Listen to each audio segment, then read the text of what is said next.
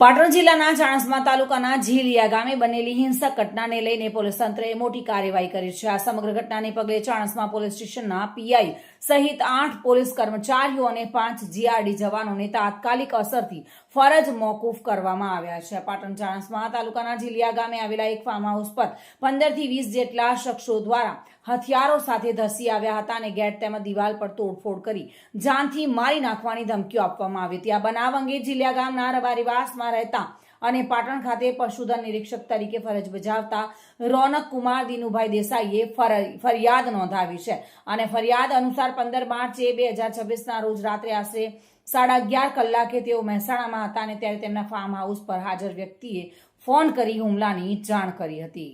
જોકે આ બાબતે 8 જેટલા પોલીસ કર્મચારીઓ અને 5 જીઆરડી જવાનોને તાત્કાલિક અસરથી ફરજ પર મોકૂફ કરવામાં આવ્યા છે. દિગ્નેશ સુતાર સાથે bureau report, today Gujarati news.